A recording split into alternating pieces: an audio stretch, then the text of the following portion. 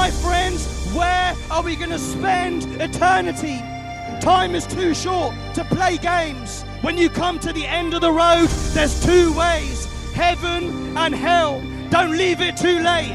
If you are here, it is for a reason. He is a jealous God, and He wants you all for Himself. He didn't make this earth to be full of suffering and war and abuse and perversion and brokenness. He made it beautiful, He made it perfect, but He also gave us free will.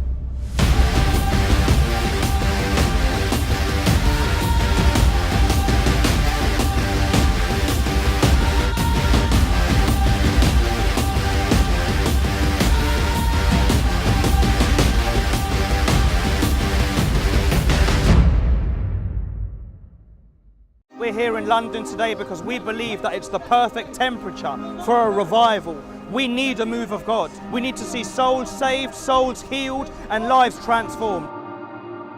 This is real. Jesus died for a reason. He died to save humanity. Unless the church gets out on the street and publishes and proclaims the good news of Jesus Christ crucified and raised from the dead, then people are going to hell.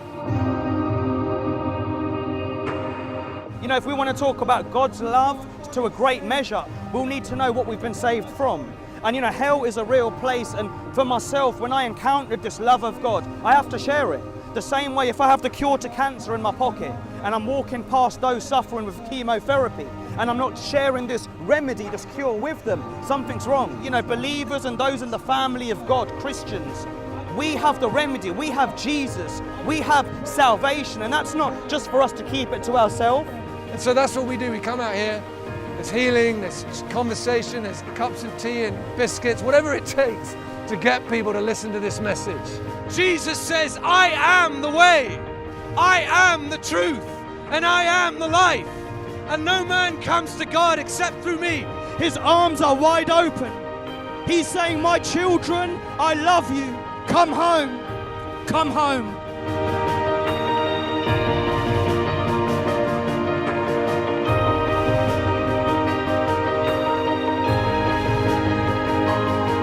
When we've been praying for the sick, they've just been really touched by God's love. Some people have cried, some people have wept, some people have been shaking. And then just a while ago, there's a guy who came in a wheelchair with his wife, and he'd been in a wheelchair since 2013, but he got up and he walked. I wasn't able to walk before. I walked wonky, and when I was prayed for, I was able to walk straight down the line and straight back down the line.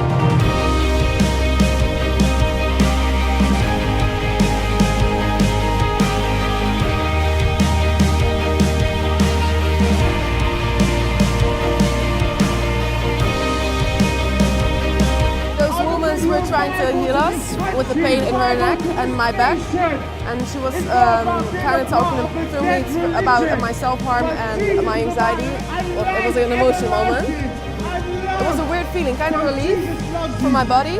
My arm was getting like a sort of ice cold when she was talking to me. I felt a lot of warmth and also emotional. And a relief? Yes. Yeah. Yes. After this, I think I'm kind of starting to believe in Jesus and God and everything.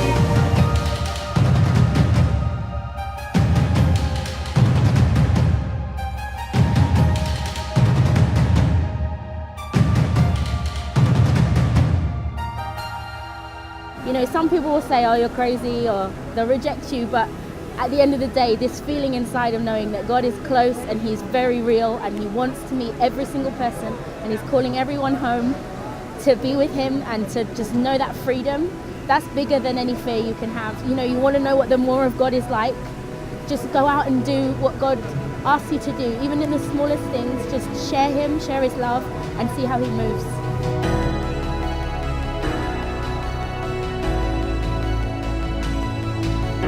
God has commanded us to get out there and preach this gospel.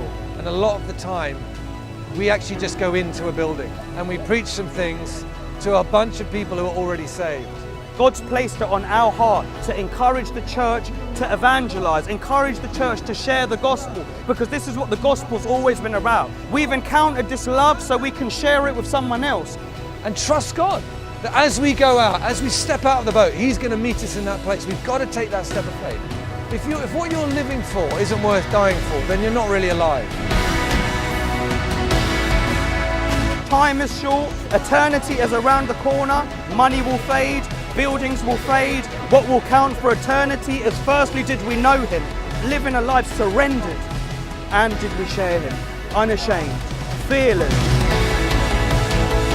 While there is breath in your lungs, while there is blood flowing through your veins, tell someone about Jesus. It's up to you now, the viewers, everyone watching, partake in this. Come and join, don't just sit on the sideline. Get involved in this powerful move of God, because I believe it's going to be like one we haven't seen in history.